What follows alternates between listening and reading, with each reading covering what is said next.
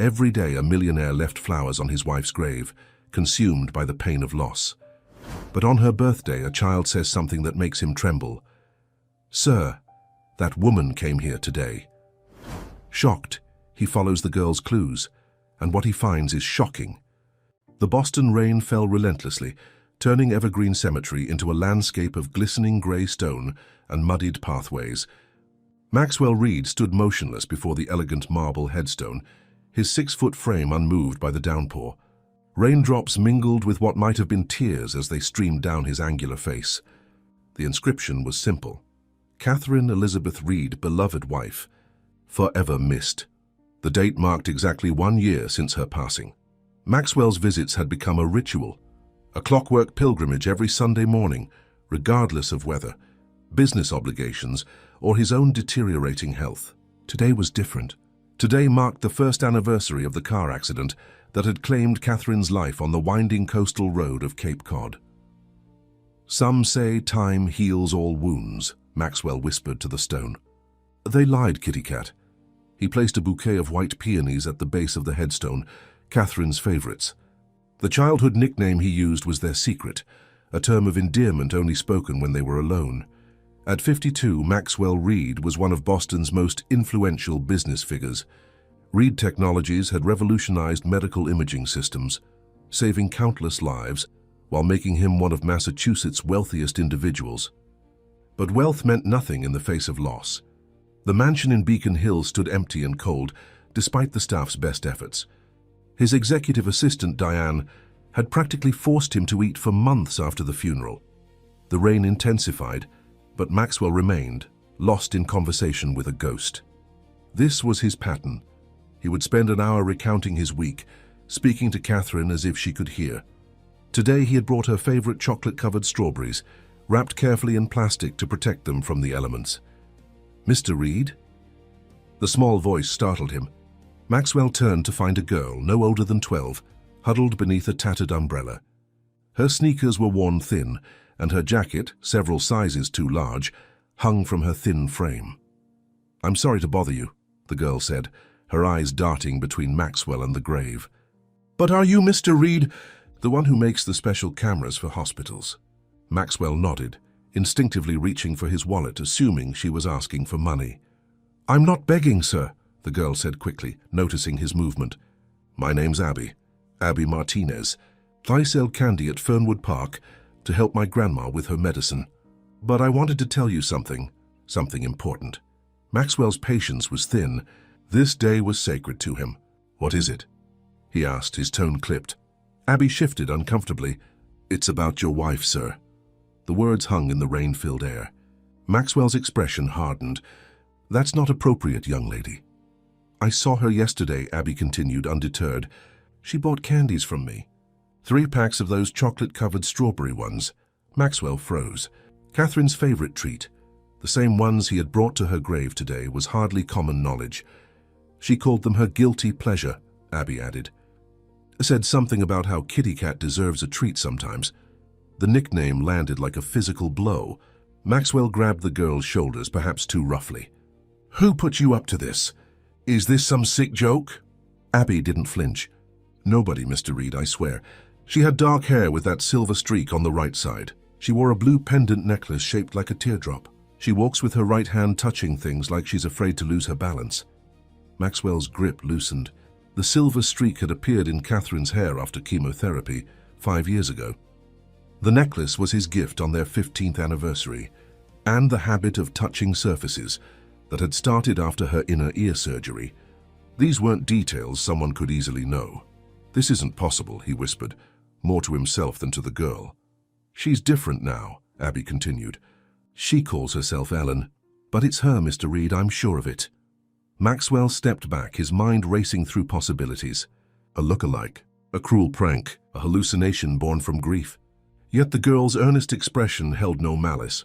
Where? It was all he could manage to say. Oakwood Heights. The apartment complex past the train tracks. Abby hesitated. "I can show you, but my grandma needs her heart medicine. It costs $87 and we're still short." Maxwell pulled out his wallet and handed the girl several $100 bills without counting. "Take me there, now." As they walked toward his black Lincoln Navigator parked at the cemetery entrance, Maxwell failed to notice a man watching from behind a nearby mausoleum, a German shepherd sitting obediently at his side. The drive to Oakwood Heights revealed a different Boston than the one Maxwell inhabited. Abby directed him through neighborhoods where luxury high-rises gave way to crumbling apartment buildings and corner stores with barred windows.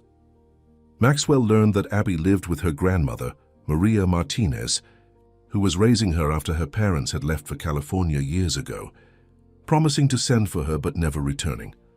"Grandma's heart is bad," Abby explained. "I sell candy after school and on weekends. The doctors say she needs surgery, but we can't afford it." Maxwell nodded absently, his mind still processing the impossible claim about Catherine.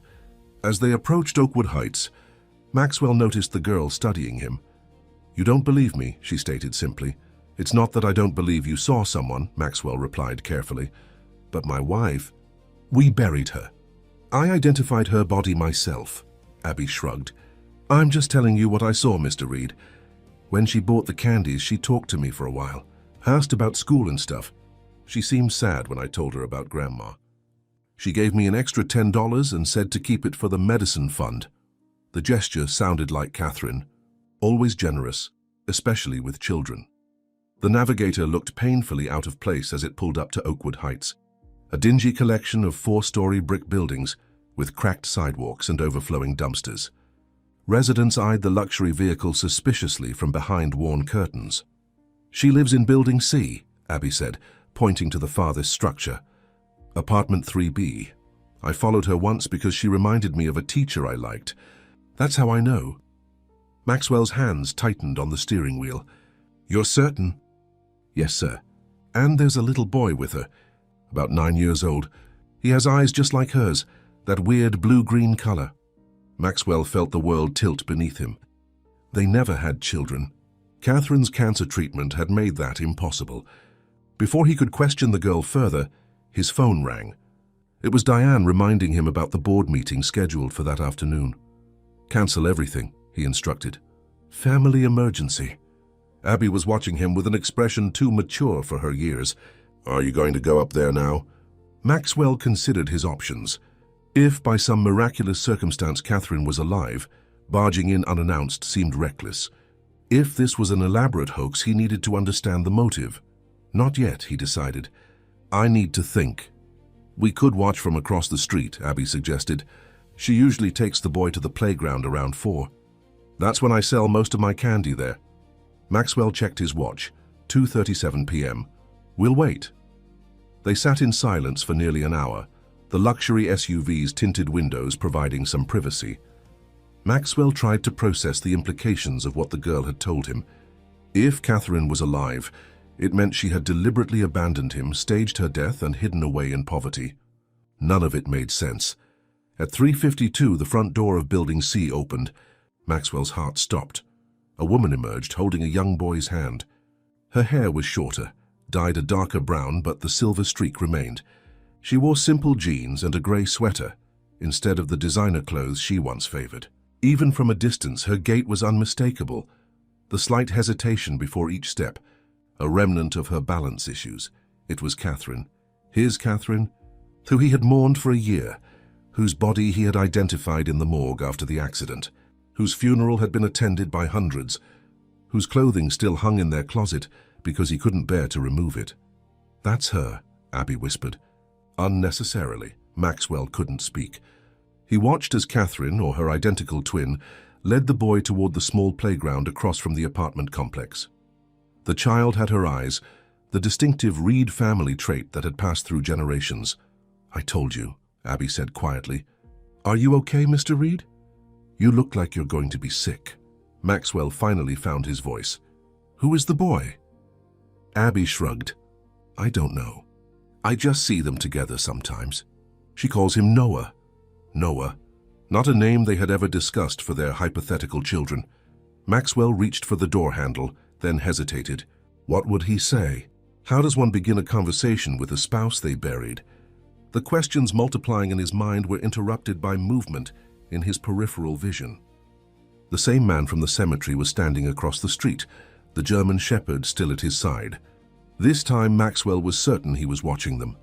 Maxwell sat frozen in the driver's seat, his eyes fixed on Catherine, or the woman who bore her uncanny resemblance. The boy Noah ran ahead to the swings while she settled on a bench, pulling out a paperback novel. Even her posture as she read was achingly familiar. "She does that every day," Abby said, breaking the tense silence. "Sits and reads while he plays. Sometimes she helps other kids on the monkey bars, too." "This can't be happening," Maxwell whispered. He had spent countless hours with grief counselors who assured him that denial was normal, that he might imagine seeing Catherine in crowds or hearing her voice. But this was different. This was flesh and blood. "What are you going to do?" Abby asked. Maxwell didn't answer immediately.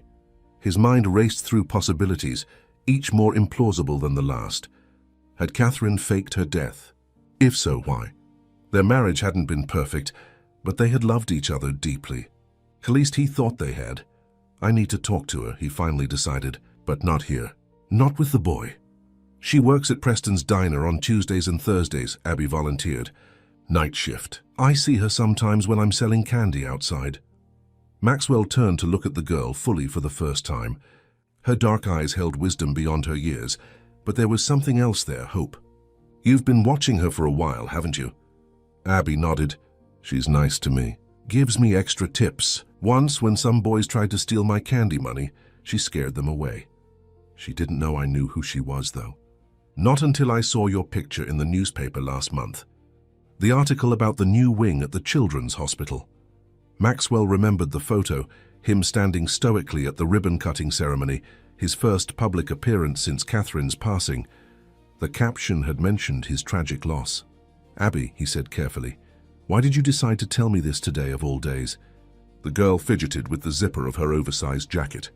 "My grandma needs that heart operation. The doctors say she doesn't have much time without it. I thought, maybe you could help us and I could help you." The simple transaction, information in exchange for assistance, was laid bare. Maxwell couldn't fault the child for her pragmatism. In her circumstances, he might have done the same.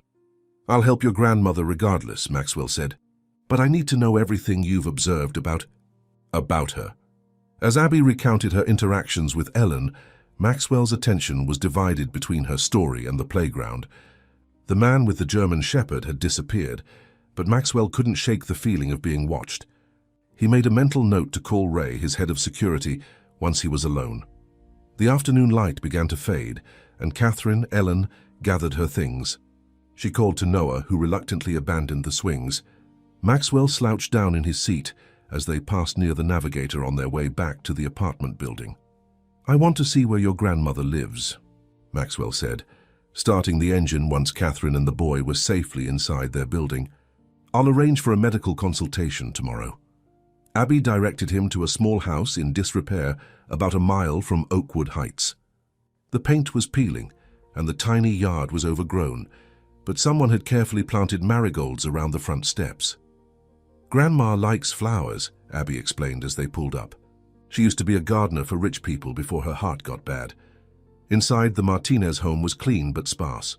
Maria Martinez, a petite woman in her 70s, sat in a worn armchair, an oxygen tank beside her. Her eyes widened in alarm when Maxwell entered behind Abby. "Abuela, this is Mr. Reed," Abby announced. "He's going to help with your heart surgery." Maria began speaking rapidly in Spanish, clearly distressed by the stranger's presence. "She wants to know what I promised you." Abby translated, looking embarrassed. "She's worried I did something wrong." Maxwell stepped forward and addressed Maria directly. "Your granddaughter has done nothing wrong, Mrs. Martinez. I'm Maxwell Reed. I own Reed Technologies. We manufacture medical equipment, and I have connections at Massachusetts General. I'd like to arrange a consultation for you with a cardiac specialist." Abby translated, and Maria's expression shifted from suspicion to cautious hope. "Why?" she asked simply in accented English. Maxwell considered his answer carefully. "Abby has been helpful to me. I believe in repaying kindness." After some negotiation, including Maxwell's insistence that they accept his driver picking them up for the hospital appointment the next day, he prepared to leave. Abby walked him to the door. "Will you go to the diner tomorrow night?" she asked quietly. "Yes," Maxwell replied, "but I need you to promise not to tell anyone about this." Not even your grandmother. It could be complicated. Abby nodded solemnly. I promise. But Mr. Reed, be careful with the man with the dog. I think he's been watching her too. I've seen him near the candy stand in the park before. The warning sent a chill down Maxwell's spine. What man? The one from the cemetery. Just I don't know if it's the same one. This guy has a scar on his hand, like a burn. He pretends to be walking his dog, but he watches her apartment a lot. Maxwell made another mental note to have Ray investigate. Thank you for telling me, Abby. Lock your doors tonight. Back in his Beacon Hill mansion, Maxwell paced the study restlessly. The rational part of his brain insisted this was an elaborate con, perhaps a woman who looked like Catherine targeting him for financial gain. But his heart recognized her, the silver streak in her hair, the way she touched her temple when concentrating, the distinctive eyes the boy had inherited. He pulled out the police report from the accident. Catherine's BMW had veered off the coastal road and plunged into the Atlantic. The car had been recovered, but the body was initially missing, presumed swept out to sea. 3 days later, remains matching Catherine's description had washed ashore several miles down the coast. Dental records had confirmed the identification. Dental records could be falsified, Maxwell realized. But why would Catherine do this? They had been happy. At least, he thought they had been. He opened his laptop and searched for Preston's Diner. It was a 24-hour establishment in a working-class neighborhood, the kind of place that served truckers and night shift workers. According to the website, it had been in business for over 30 years. Maxwell checked the staff directory, but there were no photos, just a list of names. Ellen Lewis was listed as a waitress. Maxwell called Ray Dawson, his head of security. Ray had been with him for 15 years. Originally hired as a driver, before Maxwell recognized his exceptional skills and promoted him to oversee all security operations for Reed Technologies. I need surveillance on a woman named Ellen Lewis, Maxwell instructed. She works at Preston's Diner and lives at Oakwood Heights, Building C, Apartment 3B. Be discreet. And I need background information on a man who frequents the area. Middle-aged, walks a German Shepherd, has a distinctive burn scar on his hand. What's this about, sir? Ray asked, professional but concerned. It's personal, Ray. I'll explain when I have more information. After hanging up, Maxwell retrieved a locked box from his safe. Inside were keepsakes from his life with Catherine. Photos, love letters, her favorite earrings. Beneath these, he found what he was looking for. A small vial containing a strand of Catherine's hair, saved when she had cut it short during chemotherapy. He called a private laboratory he had worked with during Reed Technologies' development phase. I need a DNA comparison, he told the director. Discreetly, I'll bring the reference sample tomorrow. The second sample will be collected from a restaurant, a coffee cup or utensil.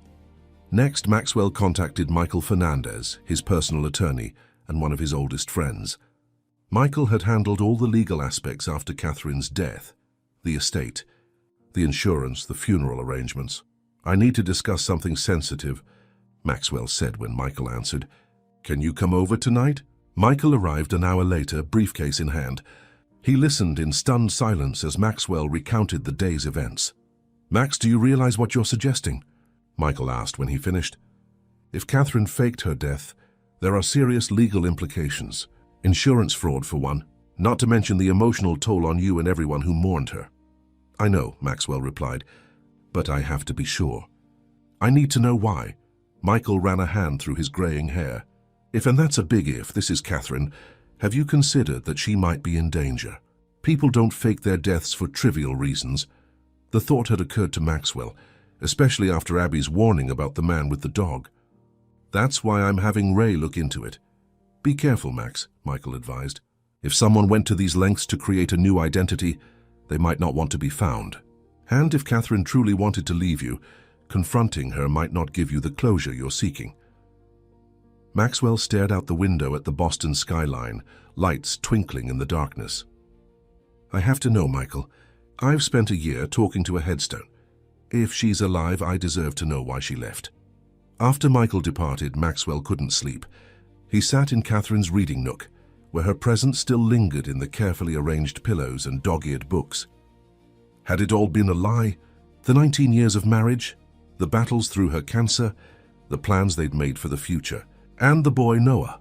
The timing would make him about 9 years old, conceived before he and Catherine had met. Had she hidden a child all these years? From him, from everyone? As dawn broke, Maxwell made his decision. He would go to the diner that night and confront Catherine, or Ellen as she now called herself. He would demand answers, no matter how painful.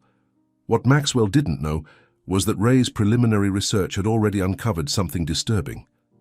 The man with the German Shepherd was named Victor Sullivan, a former boyfriend of Catherine's from before her marriage to Maxwell. Sullivan had a history of domestic violence complaints, though none had resulted in convictions. More concerning was his recent activities: multiple cash withdrawals, a newly purchased prepaid phone, and a rental car that had been spotted near Oakwood Heights. Preston's diner sat under the glow of a flickering neon sign. Its windows steamed from the heat within. Maxwell parked his Navigator a block away and sat watching the entrance. He'd dressed down for the occasion, jeans and a navy sweater instead of his usual tailored suit, hoping to attract less attention in this working-class neighborhood. At 9:17 p.m., she appeared. Catherine Ellen emerged from a city bus, pulling a faded jacket tighter around her shoulders as she hurried toward the diner. Her hair was tied back in a simple ponytail, the silver streak still visible despite the dimness of the streetlights. Maxwell's heart contracted painfully as he watched her. A year of grieving, of speaking to her memory, and now she was walking, breathing, living a separate existence just miles from their home. He gave her 5 minutes to settle into her shift before entering the diner. The bell above the door announced his arrival, but Catherine was in the back, out of sight. Maxwell chose a booth with a clear view of the entire restaurant and picked up a laminated menu. Coffee to start? A waitress with a name tag reading Doreen approached his table. Yes, thank you. His voice sounded strained even to his own ears. Ellen will be your server tonight. She'll be right with you. Maxwell nodded, unable to form words. His hands, usually steady in even the most high-pressure business negotiations, trembled slightly as he pretended to study the menu. Then she was there, notepad in hand, wearing a blue uniform with Ellen embroidered above the pocket. She didn't look up immediately. Welcome to Preston's. Have you decided, or do you need a few more? The words died on her lips as their eyes met. The color drained from her face. The notepad slipped from her fingers and clattered to the floor. Max, she whispered, the nickname striking him like a physical blow. For an endless moment, they stared at each other. Up close, Maxwell could see subtle differences, lines of strain around her eyes, a scar near her temple that hadn't been there before, a thinness to her frame that spoke of financial struggle rather than the health-conscious diet she'd once maintained. You're alive. It was all he could say, the words emerging as a hoarse accusation. Catherine, Ellen, glanced frantically around the diner. Only a few customers occupied tables, all absorbed in their meals or phones. You can't be here, she hissed, bending to retrieve her notepad. You need to leave now. Maxwell remained seated. A year, Catherine. I've mourned you for a year. Her eyes darted to the kitchen doors, then back to him. Please, Max, not here. Not now. When then? When were you planning to tell me you hadn't actually died in that accident? That I've been visiting an empty grave every Sunday? A middle-aged customer at the counter glanced over curiously. Catherine forced a smile in their direction before turning back to Maxwell. My shift ends at 2 a.m., she said, voice barely audible. There's a coffee shop 3 blocks east that's open all night. Meet me there at 2:30. I'm not leaving until I get answers. Then, order something and wait quietly, please. The Blomback last word held a note of desperation that finally penetrated Maxwell's anger. He nodded stiffly. I'll have the club sandwich and more coffee. Catherine scribbled the order and hurried away, disappearing into the kitchen. Through the service window, Maxwell could see her bracing herself against a counter, head bowed, shoulders shaking. He felt a confusing mixture of fury, relief, and heartbreak. The hours crawled by. Maxwell nursed his coffee, watching Catherine move between tables with practiced efficiency. She avoided his gaze, but remained hyper-aware of his presence, her shoulders tense whenever she passed his booth. Twice he saw her check her phone anxiously. At 1:45 a.m., the diner emptied except for Maxwell and a truck driver dozing in a far corner. Catherine approached his table cautiously. I can leave early tonight, she said, voice low. Doreen will cover my last hour. There's a park behind the coffee shop I mentioned. It's more private. Maxwell nodded, leaving a $100 bill on the table, far more than his meal had cost. Outside, the night had grown cold. Catherine walked ahead of him, glancing over her shoulder periodically, her pace quick. Are you checking for me or someone else? Maxwell asked, catching up to her. She didn't answer, leading him to a small pocket park hidden between buildings. A single street lamp cast dim light over empty benches. Catherine chose one partially obscured by shadows and sat, wrapping her arms around herself. Maxwell remained standing. Start talking. Catherine, he couldn't think of her as Ellen, exhaled shakily. I don't even know where to begin. The beginning would be appropriate, or perhaps the accident that apparently never happened. She flinched at his tone. It happened. I just wasn't in the car. Clearly, Maxwell said coldly. Who was? Her name was Patricia Winters. She was a terminal cancer patient at the clinic where I volunteered. She had no family, no one to claim her body. She knew about my plan and agreed to help. Maxwell felt sick. You used a dying woman's body to fake your death? Do you have any idea what I went through? Identifying what I thought were your remains? Planning your funeral? Tears spilled down Catherine's cheeks. I'm sorry, Max. I never wanted to hurt you. Then why? He demanded. Why would you put me through that hell? Catherine's gaze dropped to her hands, which twisted anxiously in her lap. The boy you saw, Noah, he's my son. I gathered that much. What I don't understand is why you kept him secret. Why you didn't tell me about him during our 19 years of marriage. Because of Noah's father, Catherine whispered. Victor Sullivan? We dated before I met you.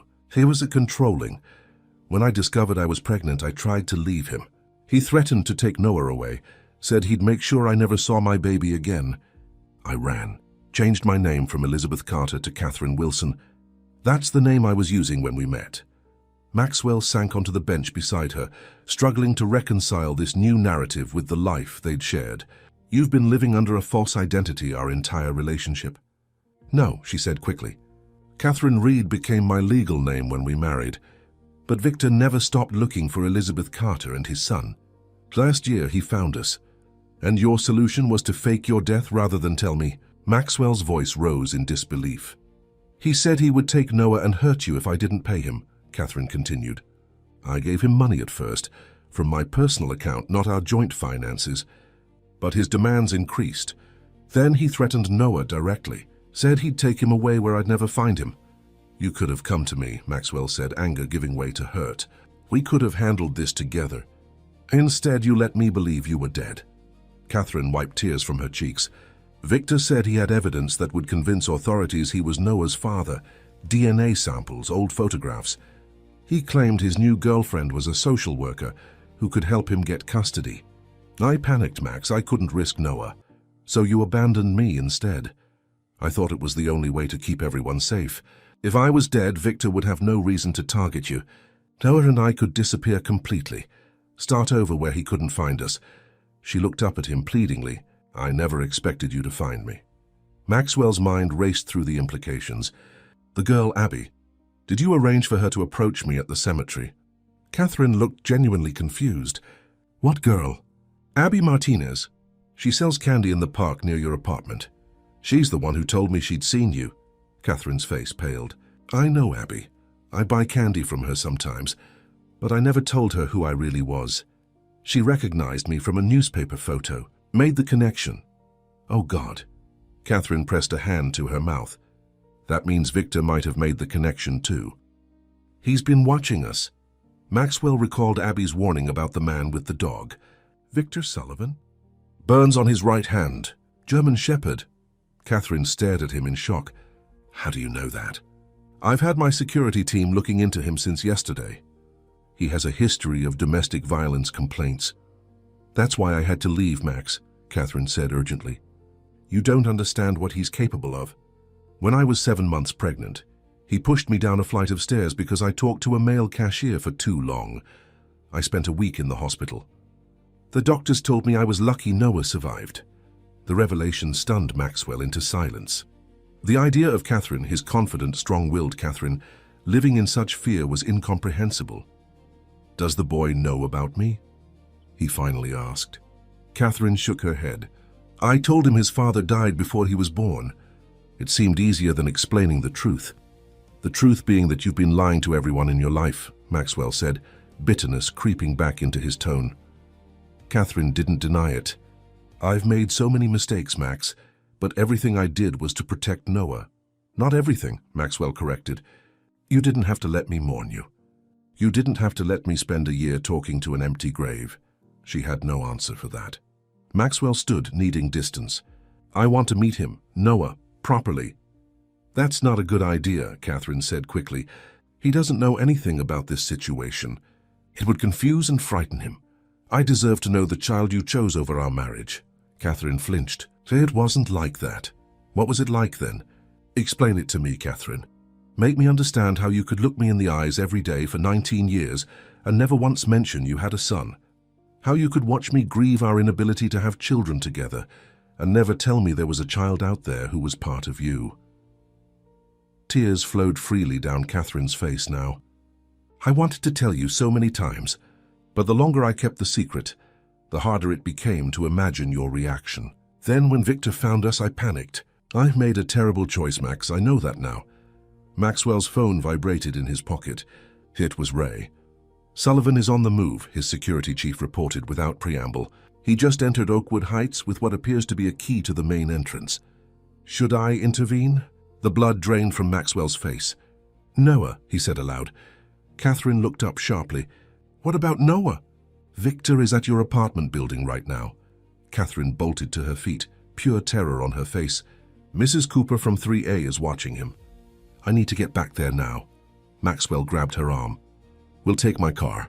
"It's faster." They ran to the navigator, Catherine stumbling in her waitress shoes. Maxwell drove recklessly through the empty streets, breaking speed limits and running red lights. Catherine clutched the dashboard, her breath coming in short, panicked gasps. "Call the police," Maxwell instructed, tossing her his phone. "I can't," she said, voice cracking. "If they run my ID, they'll discover Ellen Lewis doesn't exist. If they connect me to Catherine Reed, the insurance fraud will send me to prison. Noah would end up in foster care or worse with Victor." Maxwell cursed under his breath as they screeched to a halt outside Oakwood Heights. Catherine was out of the car before it fully stopped, running toward the building entrance. Maxwell was close behind, his heart pounding with fear for a child he had never met. Catherine fumbled with her keys at the building entrance, her hands trembling violently. Maxwell gently took them from her and unlocked the door. The dingy hallway was empty, the fluorescent lights buzzing overhead. "Third floor," Catherine whispered, rushing toward the stairwell. Maxwell followed, taking the stairs 2 at a time. As they reached the third-floor landing, they heard a child's cry. Catherine broke into a run, her waitress shoes skidding on the worn linoleum. Apartment 3A's door stood ajar. Maxwell caught up to Catherine just as she pushed it open. Inside, a gray-haired woman in a bathrobe was attempting to comfort Noah, who stood with tears streaming down his face. There was no sign of Victor. "Mrs. Cooper, what happened?" Catherine rushed to Noah, gathering him into her arms. "Ellen, thank goodness you're back early," Mrs. Cooper said, clearly distressed. "Some man came by claiming to be Noah's uncle. Said you'd been in an accident and sent him to collect the boy. I didn't believe him. You never mentioned any brother. When I refused to let Noah go, he got nasty. Threatened to call child services, said you were an unfit mother." Noah buried his face in Catherine's shoulder, his small body shaking with sobs. "He said he was my real dad," the boy whispered. "He knew my name." Maxwell stood in the doorway, taking in the scene. Noah had Catherine's eyes, the distinctive Reed family trait that had passed through generations. But his dark hair and the set of his jaw reminded Maxwell of the man in the cemetery, watching them from a distance. "Did he hurt you?"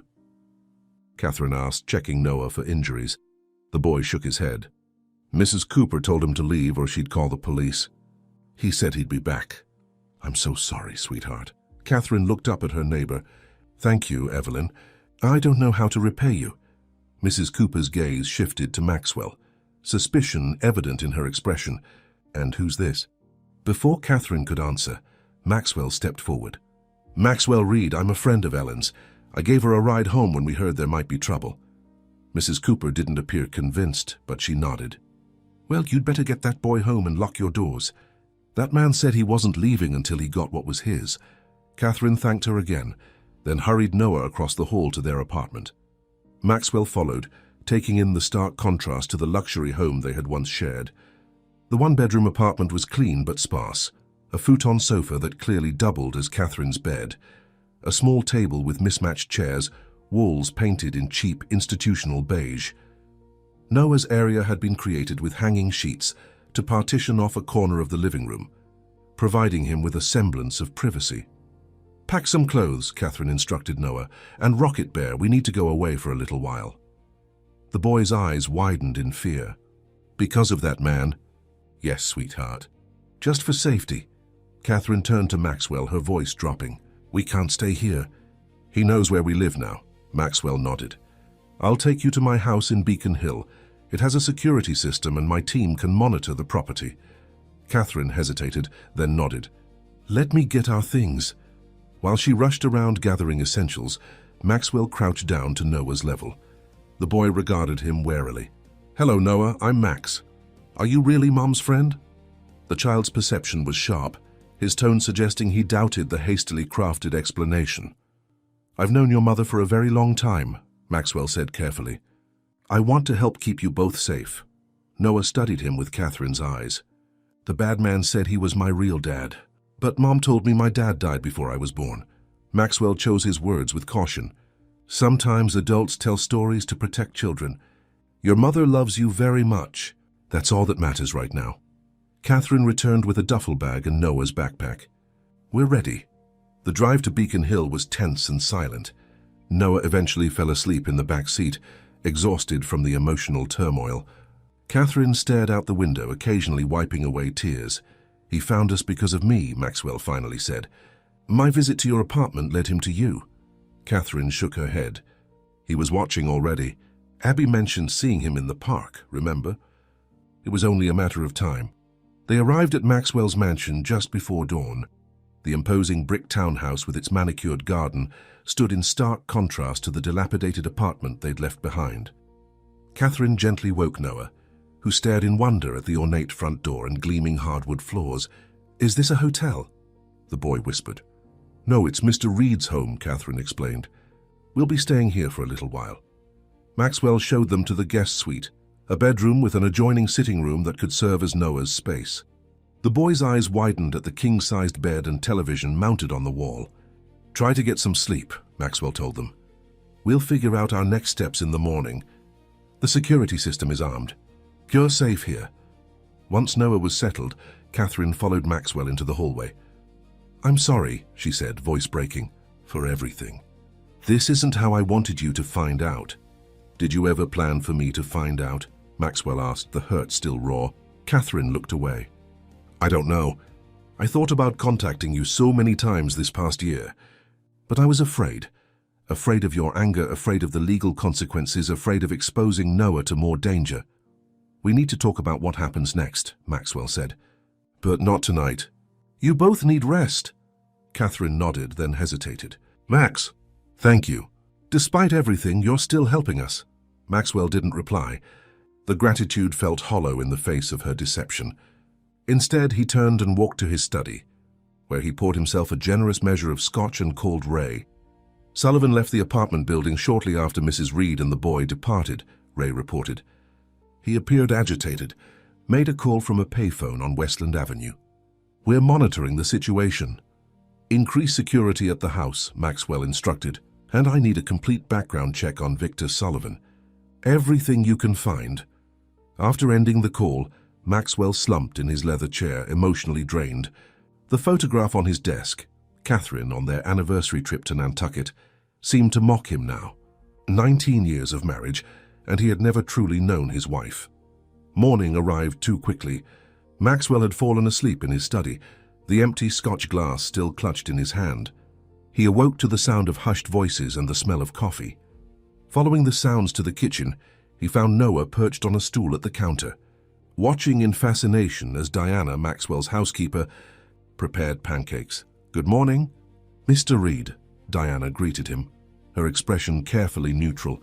Maxwell had called her the night before to explain they would have guests, though he'd provided no details about Catherine's identity. "Where's Ellen?" Maxwell asked, using the name for Noah's benefit. "Still sleeping," Diana replied. "This young man was hungry, so I offered breakfast." Noah glanced up at Maxwell uncertainly. "Your house is really big, and you have a robot vacuum cleaner." Despite everything, Maxwell felt a smile tug at his lips. "Do you like robots?" Noah nodded enthusiastically. "I want to build them someday. Mom bought me a book about engineering from the thrift store." The casual mention of Catherine's struggle to provide for her son's interests stung Maxwell anew.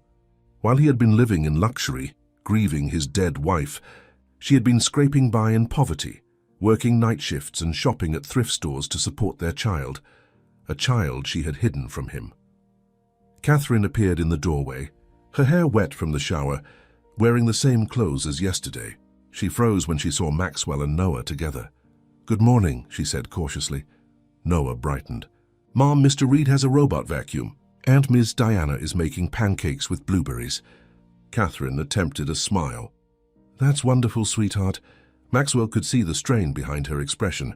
"Diana, could you show Noah the garden after breakfast? There's a koi pond he might enjoy." Diana nodded, understanding the need for adult conversation. "Of course, and I've put fresh towels and some clothes in your room. Miss Ellen, they might be a bit big, but they're clean." "Thank you," Catherine murmured. Once Noah was happily exploring the garden under Diana's supervision, Maxwell led Catherine to his study. The room was a testament to their shared past. Bookshelves lined with volumes they had read together, photographs from vacations they had taken, even the antique desk lamp Catherine had given him for their 10th anniversary. "Ray confirmed Sullivan was at your apartment last night," Maxwell began without preamble. "He's having him followed. We need to decide our next steps." Catherine sank into a chair. "I don't know what to do, Max. Running clearly didn't solve anything. He found us once. He'll find us again." "Tell me everything about him," Maxwell insisted. "Everything you've been hiding all these years?" Catherine's story unfolded slowly, painfully. She had met Victor Sullivan in college, a charming, ambitious law student who had quickly become possessive. The relationship turned abusive after she moved in with him. When she discovered her pregnancy, she initially saw it as a reason to make the relationship work, but Victor's violence escalated. After the incident on the stairs that nearly cost her and Noah's lives, Catherine had fled in the night, leaving everything behind. "I was terrified he would find us," she explained. "I changed my name, moved to another state, created a new identity. When I met you 2 years later, I thought I was finally safe. I never planned to fall in love with you, Max. But I did, and every day I wanted to tell you about Noah. But I was afraid. Afraid you wouldn't want a woman with a hidden child, afraid Victor would somehow trace me through you.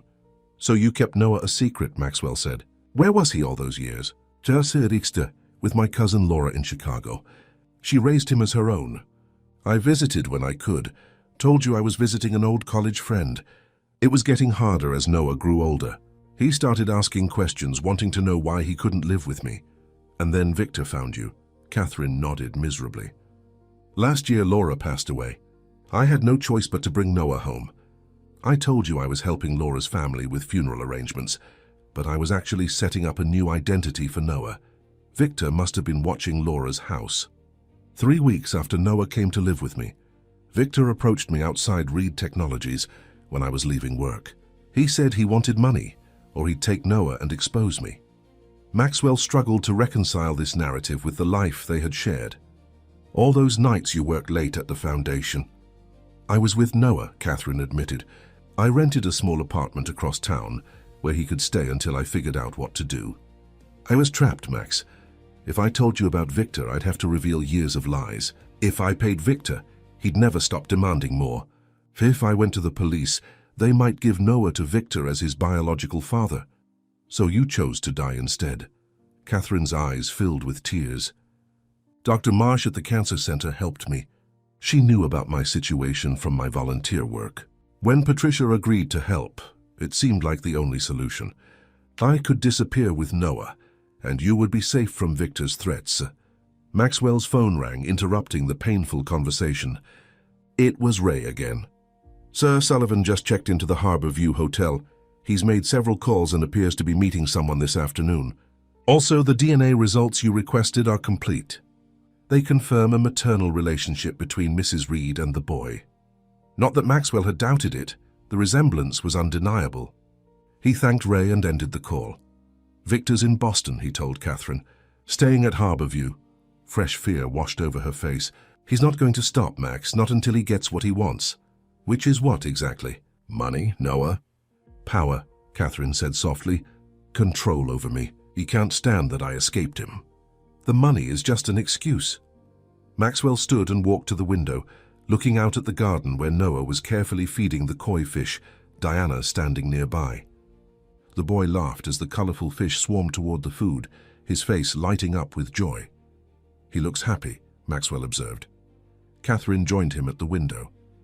He's resilient, but he deserves better than a life on the run, always looking over his shoulder. Maxwell turned to face her. Then we stop running. We face this together. Catherine looked up at him, hope and doubt warring in her expression. Together? After everything I've done? I'm furious with you, Catherine. You lied to me for our entire relationship. You let me grieve you, bury you, mourn you. That betrayal won't heal quickly. Maxwell's voice was firm but without the earlier bitterness. But I won't let Victor Sullivan terrorize you or Noah any longer. For the first time since their reunion, Catherine's shoulders straightened, a glimpse of her former strength returning. What's your plan? So first, we need legal counsel. Michael Fernandez is coming over this afternoon. Then we deal with Sullivan, on our terms, not his. As if summoned by their conversation, Diana appeared at the study door. Sister Reed, there's a young girl at the gate. Says her name is Abby Martinez. She claims it's urgent. Abby Martinez stood in Maxwell's foyer, her oversized jacket dripping rainwater onto the marble floor. Her face was flushed from exertion, and her dark eyes darted anxiously between Maxwell and Catherine. The man with the dog, she said without preamble. He came to my house asking questions about you both. Showed me a picture of Noah. Catherine's hand flew to her mouth. Did he threaten you? Not exactly, Abby replied. He said he'd pay me $50 if I told him where you went. I said I didn't know. Maxwell crouched down to Abby's level. How did you find us? I followed your car yesterday. Memorize the address. She shrugged at Maxwell's surprised expression. I'm good at remembering things. Have to be selling candy in different neighborhoods. Where's your grandmother? Catherine asked. At the hospital. The doctors you sent, Mr. Reed, they're doing tests. Abby's attention shifted to Noah, who had appeared in the hallway, curious about the new arrival. Hey, Noah, the boy brightened. Abby, you sell the strawberry candies Mum likes. Abby nodded, then turned back to the adults. The man, he left something at our door this morning. A note. She pulled a crumpled paper from her pocket and handed it to Catherine. Catherine unfolded it, her hand trembling. Tell Ellen I want what's mine. She knows my terms. Midnight tonight at the old pier, or I go to the police with everything I know. Maxwell took the note, studying the handwriting. He's using Abby to send messages now. This needs to end. Diana appeared with a tray of hot chocolate. Perhaps the children should have something warm to drink in the kitchen while you adults talk. Maxwell nodded gratefully. Good idea. Noah, why don't you show Abby the robot vacuum you were telling me about? Once the children were out of earshot, Catherine collapsed onto a chair. He's escalating, Max, using Abby, threatening to go to the police. What does he expect me to do? Meet his demands, most likely, Maxwell replied grimly. Money, probably, and access to Noah. Catherine shook her head vehemently. I'll never let him near Noah again. Not after what he did to us. The doorbell rang, announcing Michael Fernandez's arrival. The attorney entered, his normally composed demeanor slipping when he saw Catherine. My God, he whispered. It's really you. Catherine managed a weak smile. Hello, Michael. Maxwell quickly explained the situation, including Victor Sullivan's latest threats. Michael listened without interrupting, his legal mind visibly processing each new piece of information. This is complex, he finally said. Catherine, by faking your death, you've committed insurance fraud, identity theft, potentially obstruction of justice. The insurance company paid out $3 million on your life policy. I never saw that money, Catherine protested. It all went to Max, who hadn't cashed it, Maxwell added. It's still sitting in a separate account. I couldn't bring myself to use it, Michael nodded. That's fortunate. It means we can return it with interest. which might reduce the legal consequences. But there's still the matter of using another woman's body to fake your death. Patricia was already gone, Catherine said softly. Terminal cancer. She had days left. She agreed to help me because she had no family, no legacy. She said helping me would give meaning to her death. Even so, falsifying medical records, death certificates, these are serious offenses, Michael warned. And then there's the matter of Noah's custody. Sullivan is his biological father. He could make a legal claim. He's an abuser, Catherine said fiercely. I have hospital records from when he pushed me down the stairs. I was 7 months pregnant, which would certainly help your case, Michael acknowledged. But you've also been living under a false identity for a year, which doesn't look good in family court. Maxwell, who had been quiet during this exchange, finally spoke. What if we approach this differently? Instead of reacting to Sullivan's threats, we take control of the narrative. Both Catherine and Michael turned to him questioningly. Catherine returns from the dead publicly, Maxwell elaborated. We go to the authorities with a compelling story. A woman in fear for her life and her child's, forced to take desperate measures. We return the insurance money, make a public apology, and throw ourselves on the mercy of the system. That's incredibly risky, Michael cautioned. Catherine could face jail time. But it would neutralize Sullivan's leverage, Maxwell pointed out. He can't threaten to expose what we've already revealed. Catherine considered the proposal, her expression thoughtful. What about Noah? If I go to jail, who takes care of him? I would, Maxwell said without hesitation. He's your son. That makes him my responsibility too. Catherine's eyes filled with tears at the unexpected offer. You'd do that? After everything? I'm still furious with you, Maxwell said honestly. The trust between us is broken, but Noah is innocent in all this. He shouldn't suffer for our mistakes. The conversation was interrupted by Diana, who appeared at the doorway with an urgent expression. Mr. Reed, the security system detected someone at the back gate. The cameras show a man with a German shepherd. Maxwell's jaw tightened.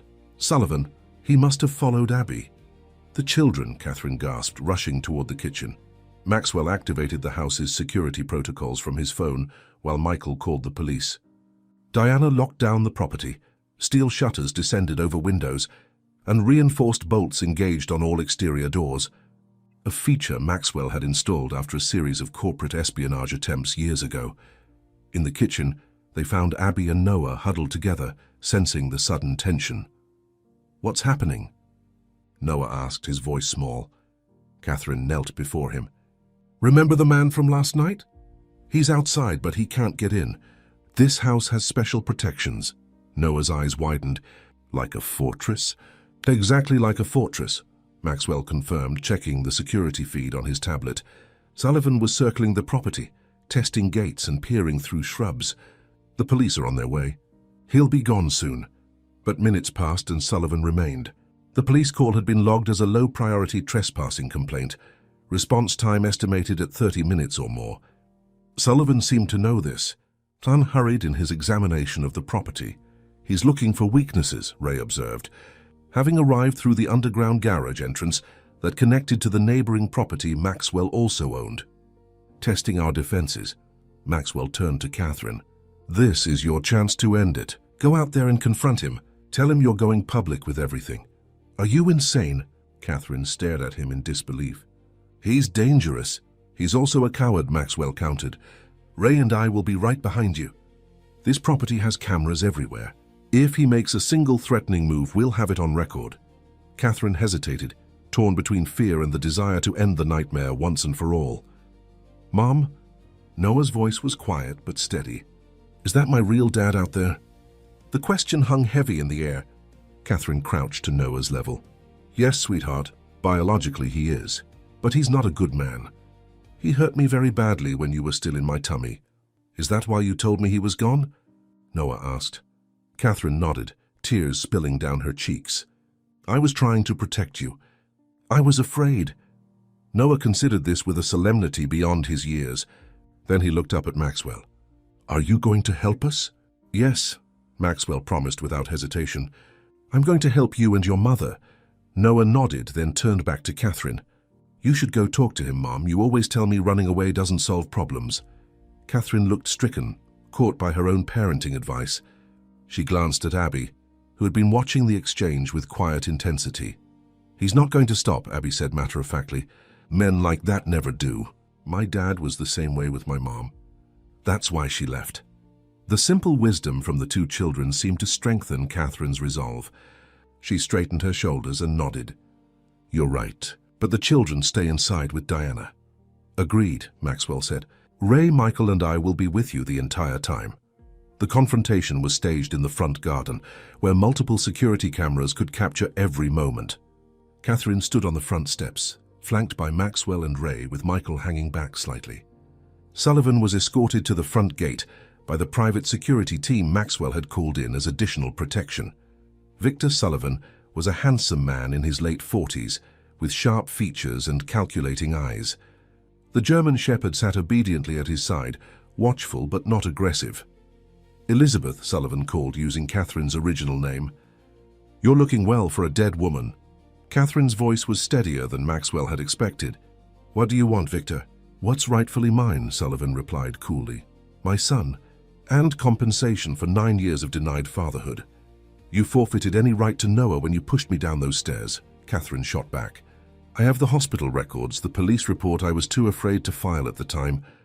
I'm not afraid anymore." Sullivan's smile didn't reach his eyes. Bold words from a woman who committed insurance fraud, identity theft, and who knows what else to escape me. "How do you think the authorities will view a mother who faked her death and denied a father access to his child?" "We're going to find out," Maxwell interjected. "Catherine is turning herself in tomorrow morning. Full confession, full accounting of her actions, including your history of abuse and current attempts at extortion." Sullivan's confident demeanor faltered slightly. "You're bluffing. She'll go to prison." "Maybe," Catherine acknowledged. "But Noah will be with Max, not you. And when I get out, I'll have a restraining order against you backed by years of documented abuse." "You have nothing," Sullivan snarled, his charming facade cracking. "No proof that would stand up in court." Michael stepped forward, legal folder in hand. "Actually, we have quite a lot. Hospital records from Chicago Memorial, documenting Catherine's injuries from the fall. Witness statements from neighbors who heard your threats.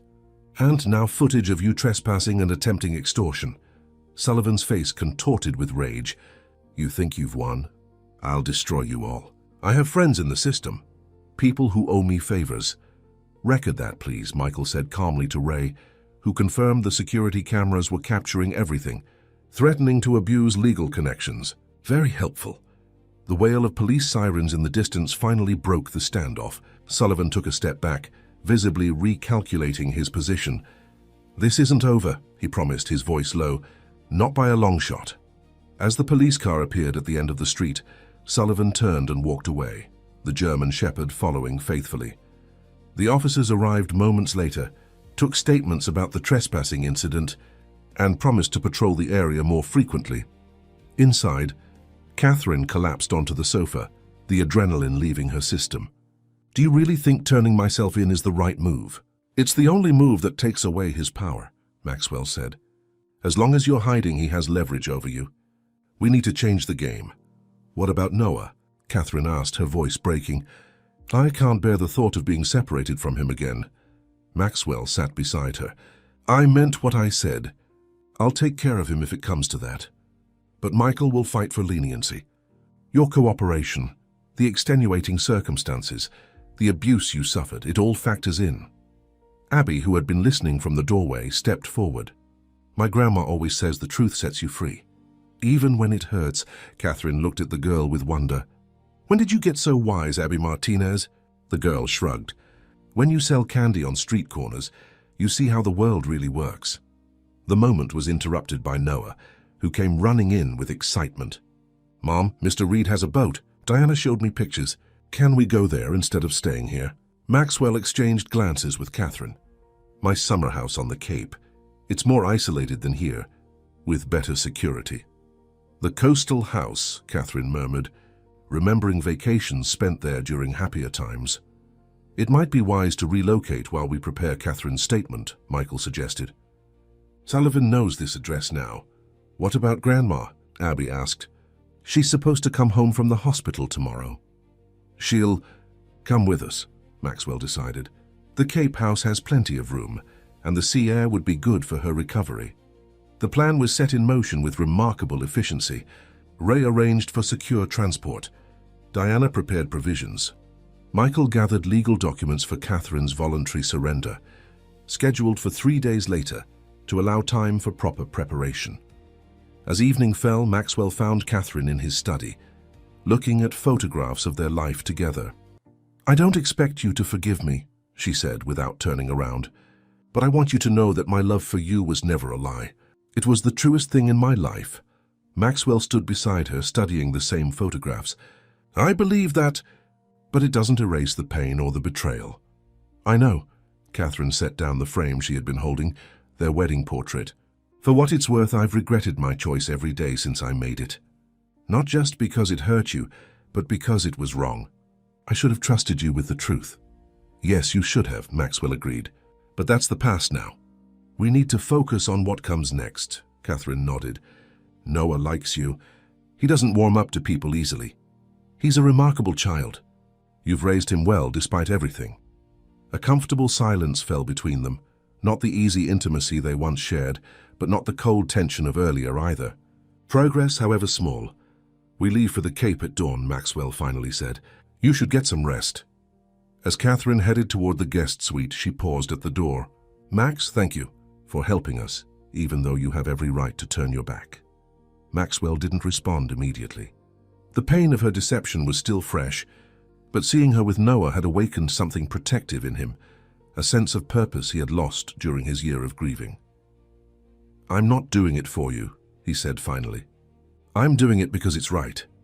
Catherine accepted this with a nod and continued down the hallway, leaving Maxwell alone with his thoughts and the photographs of a life that now seemed like a beautiful illusion. The Cape House stood like a sentinel on a rocky bluff overlooking the Atlantic, its weathered grey shingles and white trim, a quintessential New England coastal home. Though not as grand as Maxwell's Boston mansion, the sprawling property offered something more valuable than luxury: isolation. The nearest neighbor was half a mile away, and a private road with a security gate provided the only access by land. As the convoy of vehicles pulled into the circular driveway, Catherine felt a wave of nostalgia. They had spent their anniversaries here, planning to retire to this peaceful sanctuary someday. Now she returned under very different circumstances, a fugitive preparing to surrender herself to justice. Noah pressed his face against the car window, eyes wide with wonder. "We're right next to the ocean." "Yes," Catherine smiled, grateful for his excitement. "You can hear the waves at night when you're falling asleep." Behind them, an ambulance transport carrying Maria Martinez followed carefully. The elderly woman had been reluctant to leave her home, but had finally agreed when Maxwell arranged for a nurse to accompany her. Abby rode with her grandmother, holding her hand throughout the journey. Maxwell emerged from the lead vehicle, conferring quietly with Ray before approaching Catherine's car. "Everything's secure. The house has been stocked with supplies for at least 2 weeks." Diana took charge of settling everyone into the spacious home. Noah and Abby were delighted to discover their rooms had views of the ocean, while Maria was installed in the ground floor guest suite that had once been modified for Maxwell's father during his illness. By afternoon, a strange domesticity had settled over the unlikely household.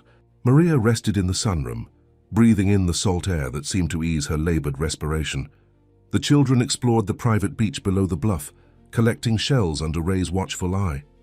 Maxwell worked remotely from his study, handling the business affairs he had neglected during the tumultuous days since discovering Catherine was alive. Catherine found herself in the kitchen with Diana, preparing dinner as if it were the most normal thing in the world. "He kept everything the same," Diana commented, as Catherine automatically reached for the drawer where the cooking utensils had always been kept. After you were gone. He wouldn't let anyone change a thing in any of the houses." Catherine's hand trembled as she removed a wooden spoon from the drawer. "I never wanted to hurt him, Diana. You have to believe that." The housekeeper's expression remained neutral. "It's not my place to judge, Mrs. Reed. Or should I call you Ellen now?" "Catherine is fine," she replied quietly. "I was never comfortable being Ellen. It never felt real." Diana nodded and continued chopping vegetables. "The boy is the spitting image of you. Same eyes. Reed family eyes," Catherine agreed. They go back generations in Maxwell's family.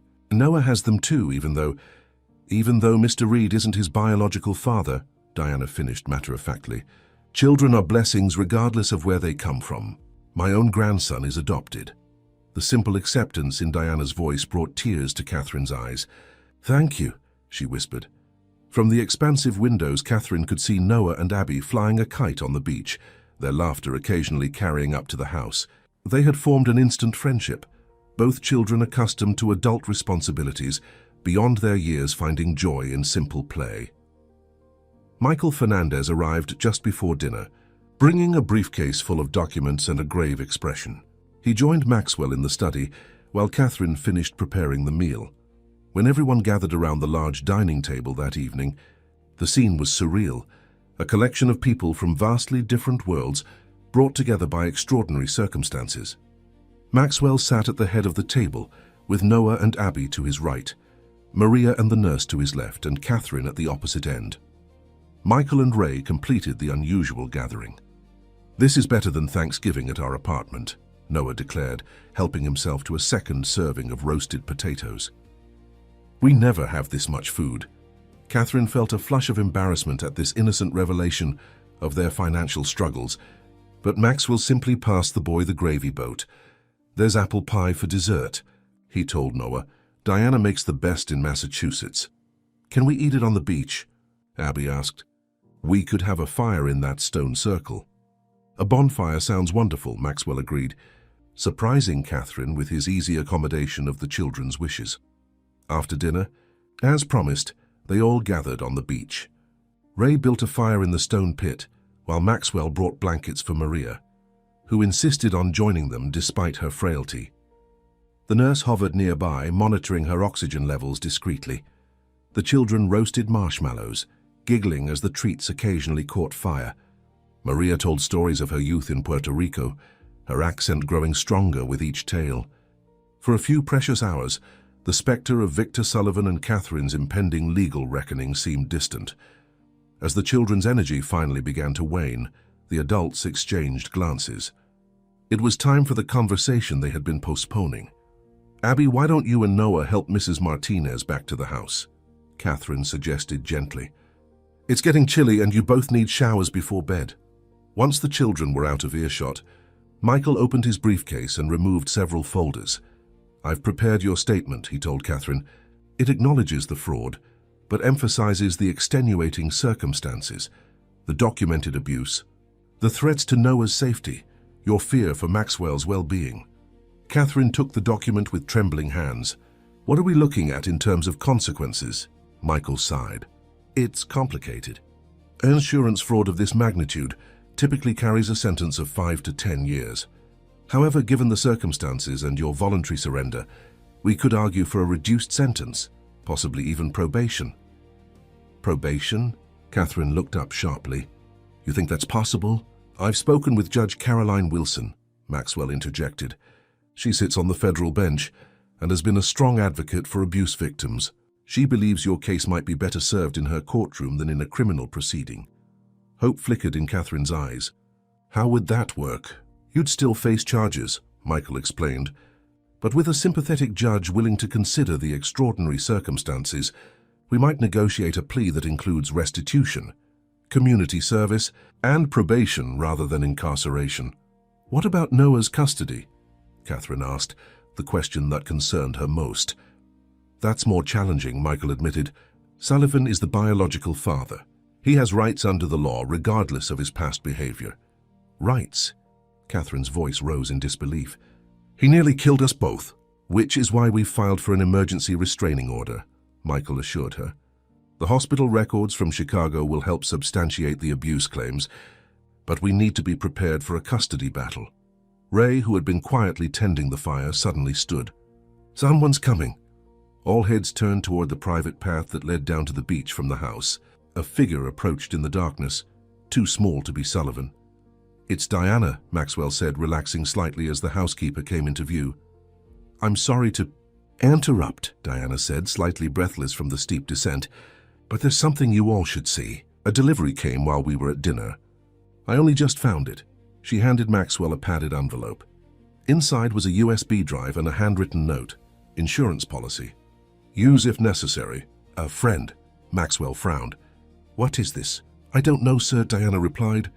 It was left at the service entrance. The security cameras didn't catch anyone. They returned to the house, tension replacing the evening's brief harmony. In Maxwell's study, he inserted the USB drive into his laptop, scanning it for viruses before opening the contents. Her single video file appeared on the screen. The footage showed Victor Sullivan in what appeared to be a hotel room, arguing heatedly with a woman whose face wasn't visible. The audio was poor, but Sullivan's words were clear enough. I don't care about the boy.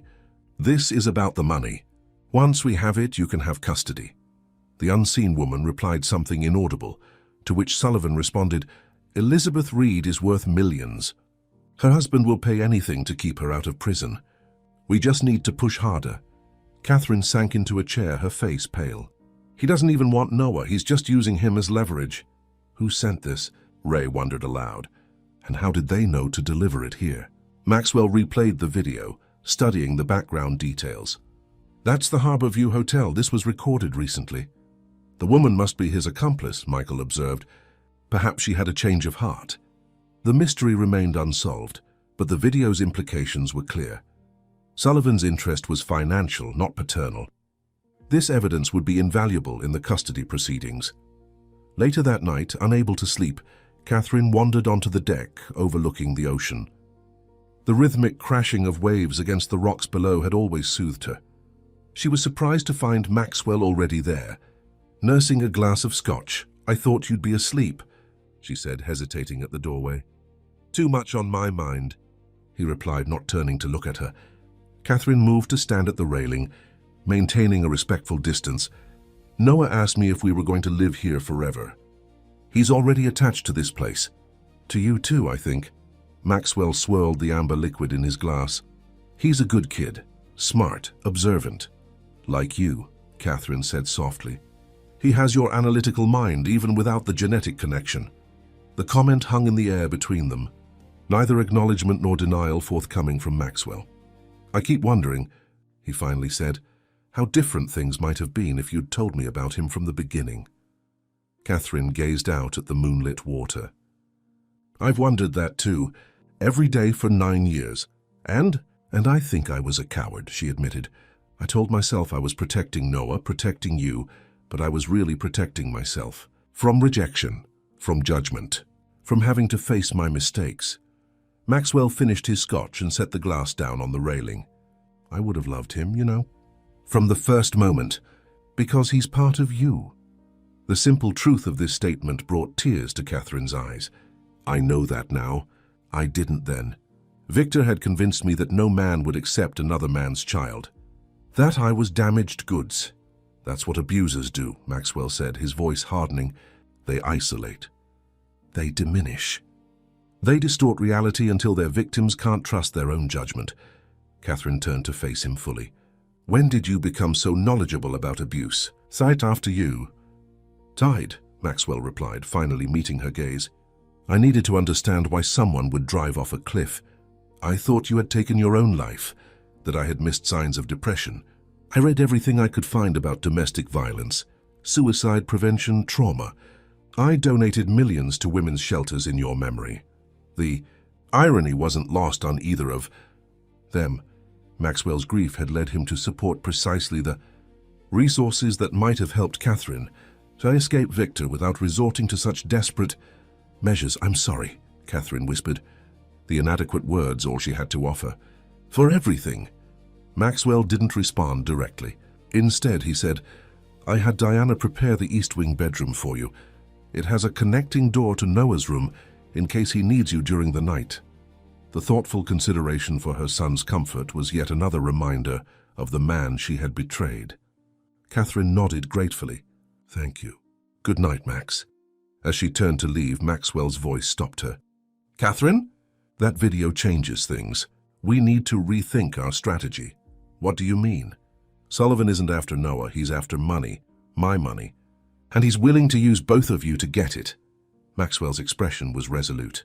We might be able to use that against him. Before Catherine could ask for clarification, The sound of breaking glass echoed from inside the house, followed by Abby's frightened scream.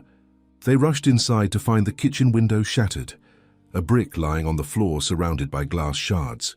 Wrapped around the brick was a note, "Midnight tomorrow. The old boathouse. Bring 5 million or the boy goes with me. Come alone." Ray appeared from the hallway, gun drawn. The perimeter alarms didn't trigger. He must have come by water. Maxwell's face hardened as he read the note. "He's here, on my property." Threatening a child? Catherine clutched the doorframe, her knees weak with fear.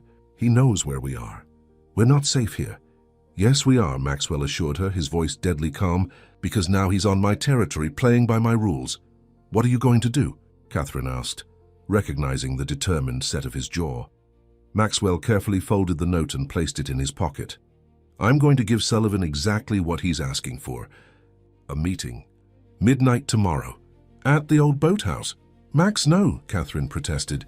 "It's too dangerous." "Not for me," Maxwell replied. "For him." The confidence in his voice was unwavering, and for the first time since their reunion, Catherine saw not the betrayed husband, but the formidable businessman whose strategic brilliance had built Reed Technologies into a powerhouse. "I won't let him threaten our family any longer," Maxwell declared, the inclusive pronoun not lost on Catherine. In the shadowed hallway, Noah stood listening, his young face set in an expression far too serious for a 9-year-old. Beside him, Abby squeezed his hand reassuringly, both children witnessing the adults in their lives preparing for battle. The day unfolded with military precision, Maxwell transforming from grieving husband to strategic commander. Ray assembled a security team that arrived discreetly by boat, professionals with backgrounds in law enforcement and military service, who established surveillance around the property. Michael worked the legal angles, securing emergency court orders based on Sullivan's escalating threats. Diana ensured the children and Maria remained comfortable, distracting them with board games and baking projects. Catherine watched it all with a mixture of awe and guilt. This was the man she had abandoned, whose resources and determination she had underestimated. The man who, despite her betrayal, was now marshalling an army to protect her and Noah. By mid-afternoon, Maxwell called everyone to the dining room, which had been transformed into an operations center. Maps of the property were spread across the table. Communication equipment hummed in the corner, and Ray's team members reported positions through wireless earpieces. "Sullivan expects me to come alone with $5 million, Maxwell explained, his voice calm and methodical. "He believes I'll risk everything to protect Catherine from legal consequences." "But you're not bringing money," Ray clarified. "Not in the way he expects," Maxwell confirmed. "Michael has arranged for federal agents to be positioned nearby. When Sullivan makes his explicit demands on record, they'll move in." Catherine frowned. "You're using yourself as bait." "It's the most efficient solution," Maxwell replied without emotion. "Sullivan wants to deal with me directly. That's exactly what he'll get." "It's too dangerous," Catherine protested. "He might be armed." "The property will be surrounded," Ray assured her. "Maxwell will be wearing a wire and a bulletproof vest. We'll have eyes on him the entire time." Catherine wasn't convinced. "Victor is unpredictable when he feels cornered. I've seen his rage firsthand." "Which is why we've prepared for every contingency," Maxwell said, "including this." He nodded to Michael, who handed Catherine a leather portfolio. Inside were legal documents, guardianship papers naming Maxwell as Noah's legal guardian in the event of Catherine's incapacity or absence. "Sign these," Maxwell instructed. "If something happens to you, Noah stays with me, not Sullivan." The gesture struck Catherine profoundly. Despite everything, Maxwell was ensuring Noah's protection. She signed without hesitation. "What can I do?" she asked, needing to be useful. "Stay with the children and Maria," Maxwell replied. "If anything goes wrong, Ray's team will evacuate you through the tunnel." Catherine blinked in surprise. "Tunnel?" "My father was paranoid about home invasions," Maxwell explained. "He built an escape passage from the wine cellar to a boat dock on the other side of the bluff. It hasn't been used in years, but Ray's team has verified it's still functional." As the group dispersed to their assigned positions, Noah appeared in the doorway, his young face solemn. "Are you going to fight the bad man?" Hugh?" asked Maxwell directly. Maxwell crouched to the boy's level. "I'm going to make sure he never bothers you or your mother again." Noah considered this with grave seriousness. Is he really my father? Biologically? Yes, Maxwell answered honestly. But biology is just science. Family is something different. Something you build through love and trust and showing up when it matters. The boy nodded as if confirming something he had already concluded. That's what Mom always says. That family isn't about blood. Your mother is a wise woman, Maxwell said, despite some poor decisions. Noah surprised everyone by throwing his arms around Maxwell's neck. Be careful, he whispered. I don't want to lose another dad. The simple declaration hit Maxwell with unexpected force. He returned the embrace briefly before standing, his professional demeanor slightly shaken. I'll be careful. I promise. As twilight descended over the property, the atmosphere grew tense. The old boathouse stood at the end of a wooden pier that extended into a small cove, separate from the main dock where boats were currently moored. Once used to store the Reed family's collection of sailboats, it had been largely abandoned after Maxwell's father passed away, too full of painful memories for Maxwell to maintain. At 11:30, Maxwell changed into dark clothing and allowed Ray to fit him with a wire and the promised protective vest. Catherine watched from the doorway of his bedroom, her face pale with worry. This plan is insane, she said for perhaps the dozenth time. Let me go instead. Victor wants me, not you. No, Maxwell replied firmly. You have a 9-year-old son who needs his mother. I'm the logical choice, and if something happens to you, Catherine challenged. What then? How am I supposed to live with that? Maxwell turned to face her fully. You managed to live with letting me think you were dead for a year. I'm sure you'll adapt. The sharp response silenced her momentarily. When she spoke again, her voice was soft but determined. I deserve that. But this isn't about us anymore, Max. It's about Noah and Abby and even Maria. They all depend on you now. Before Maxwell could respond, Ray interrupted. Movement on the western perimeter. Someone's approaching by water. Small craft. Running dark. The moment for discussion had passed. Maxwell gave final instructions to his team, then headed toward the wooden staircase that descended the bluff to the boathouse. Max, Catherine called after him. When he turned, she simply said, Come back to us. The night was clear but moonless, the stars providing minimal illumination as Maxwell made his way down to the boathouse. He carried a briefcase, not containing the demanded $5 million, but enough cash to appear convincing at first glance. His earpiece provided reassurance that Ray's team had positions surrounding the meeting point, while federal agents waited just beyond the property line. The old boathouse creaked in the wind, its weathered boards protesting against the sea breeze. Maxwell entered cautiously, the interior dark except for a small lantern that cast long shadows across the dusty floor.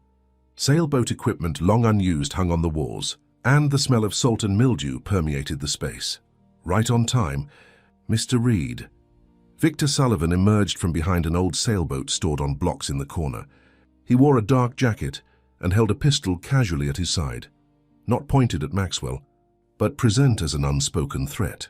I've brought what you asked for, Maxwell said evenly, holding up the briefcase. Sullivan smiled, the expression never reaching his eyes. I'm sure you have. Put it on that workbench and step back.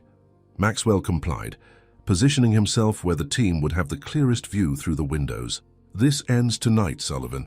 One payment, and you disappear from our lives permanently. That's the plan, Sullivan agreed smoothly. Though I'm curious, why did you come yourself? I expected you to send a lackey. This is between us, Maxwell replied. Man to man. Sullivan laughed, the sound hollow in the empty boathouse.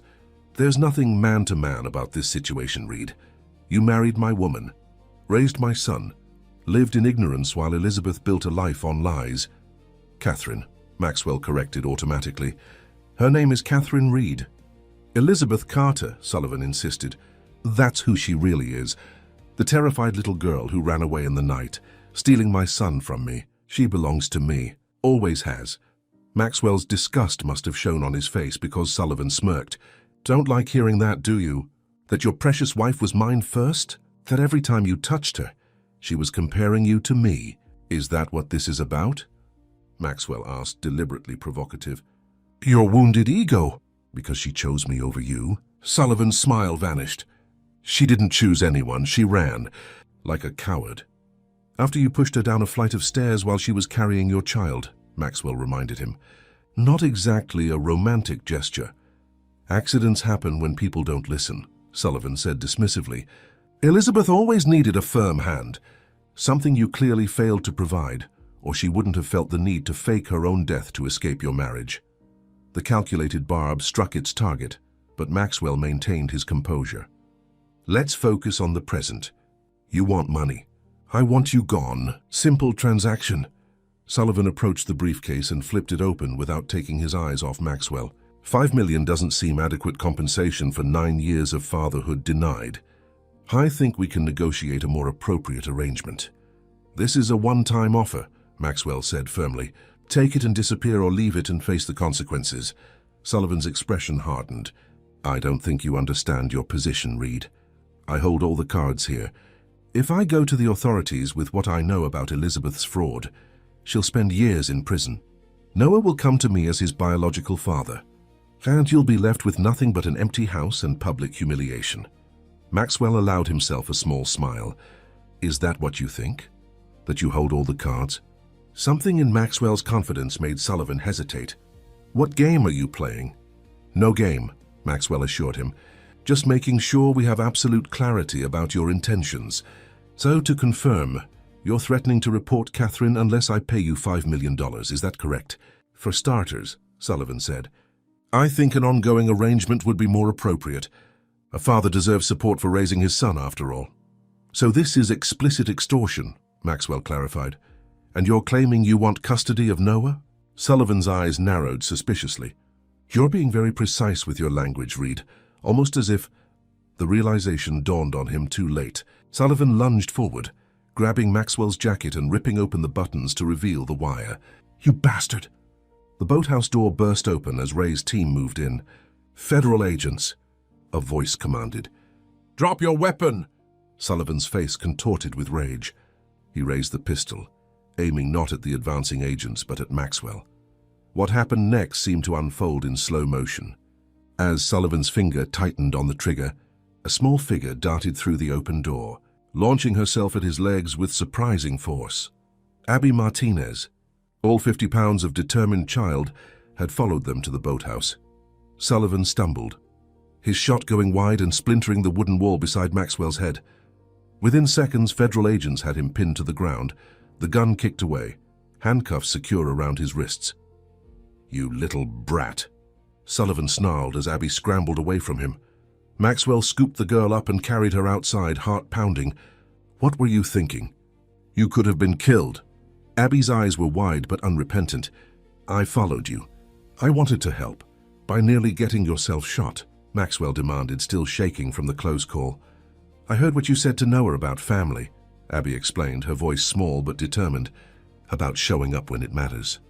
I wanted to show up for you guys. Maxwell was rendered speechless by the child's courage and loyalty. Before he could formulate a response, Catherine came running down the path, Noah close behind her despite explicit instructions to remain in the house. Abby! Catherine cried, reaching for the girl. We've been searching everywhere. I'm okay, Abby assured her. I helped catch the bad man. Catherine looked to Maxwell for explanation, but the federal agents were already escorting a handcuffed Sullivan past them toward waiting vehicles. Sullivan locked eyes with Catherine as he passed. This isn't over, Elizabeth, he threatened. I'll tell everyone what you did. How you lied. Catherine straightened her shoulders, one arm around Noah protectively. My name is Catherine Reed, and I'm not afraid of you anymore. Sullivan was led away, still hurling threats that grew fainter as the distance increased. Noah watched solemnly, then turned to Maxwell. Is it really over? He asked. Maxwell nodded. Yes, he can't hurt you anymore. The aftermath unfolded with unexpected grace. Sullivan's recorded threats provided leverage for a comprehensive legal resolution. In exchange for reduced charges on the extortion attempt, he signed away all parental rights to Noah and agreed to a permanent restraining order. He would serve time for the attempted assault and illegal possession of a firearm. Catherine's case proved more complex, but ultimately hopeful. Judge Caroline Wilson, as Maxwell had predicted, proved sympathetic to her extraordinary circumstances. With evidence of Sullivan's abuse and threatening behavior, combined with Catherine's voluntary surrender, and full cooperation. The judge offered a plea arrangement, full restitution of the insurance money, 3 years of probation, community service working with domestic violence survivors, and mandatory therapy. Most crucially, Catherine would not serve jail time. Noah would remain in her custody, with Maxwell granted legal guardianship rights as a safeguard against any future attempts by Sullivan to reclaim parental rights after his eventual release from prison. 1 month after the dramatic confrontation at the boathouse, the unlikely household gathered once more on the deck of the Cape House. Maria Martinez, significantly improved after successful heart surgery funded by Maxwell, sat in a comfortable chair watching the sunset. Abby and Noah played chess at a small table, their competitive banter bringing smiles to the adults' faces. Maxwell found Catherine at the railing, gazing out at the ocean. "Michael called," he said, joining her. "The paperwork is finalized. Sullivan's rights are permanently terminated. Noah is legally free of him forever." Catherine released a breath she felt she'd been holding for 9 years. "Thank you. For everything." "I didn't do it for you," Maxwell reminded her, though the words lacked their earlier bitterness. "I know," Catherine acknowledged. "You did it for Noah, and that means more to me than if you'd done it for my sake." They stood in companionable silence, watching the colors fade from the sky. Their relationship remained complicated, trust shattered, then partially rebuilt through crisis. Not husband and wife anymore, but something undefined yet meaningful. "What happens now?" Catherine finally asked. Maxwell considered the question. "Maria's doctors recommend the sea air for her continued recovery. Abby's enrolled in the local school for the fall. Noah's been asking about sailing lessons." Catherine turned to face him. "That's not what I meant." "I know," Maxwell said quietly, "but that's where we start. Day by day, building something new from the ashes of what was lost. Not for us, for them." He nodded toward the children. "A family," Catherine murmured. "Not defined by blood or legal documents. Defined by showing up when it matters," Maxwell finished, echoing his words to Noah. As if sensing they were talking about him, Noah looked up from the chess game and waved. Both adults waved back, united in their commitment to his future, if not yet reconciled with their past. "I'd like to stay," Catherine said softly. "Here, I mean. Not just for Noah, or because of the probation restrictions, but because this feels right, for all of us." Maxwell didn't answer immediately. The betrayal still hurt, the year of grief not easily forgotten. But watching Noah teach Abby a chess strategy he had learned from Maxwell himself, seeing Maria's health improve daily, feeling the gradual rebuilding of purpose in his own life, he recognized the gift hidden within the pain. "The East Wing is yours for as long as you need it," he finally replied. "The rest, we'll figure out as we go." It wasn't forgiveness, not yet, but it was a beginning, a foundation upon which something authentic could slowly be constructed. Not the perfect life they had appeared to have before, but something more honest, tested by fire and ultimately stronger. As twilight deepened into night, the impromptu family gathered around the fire pit on the beach, just as they had a month earlier. This time, however, there were no threatening notes, no impending confrontations, only marshmallows roasting, stories shared, and the tentative peace of new beginnings. Abby, ever observant, looked between the adults with satisfaction. "Grandma says sometimes families are born, and sometimes they're made. I think we made a pretty good one." "Out of the mouths of babes," Maria added with a knowing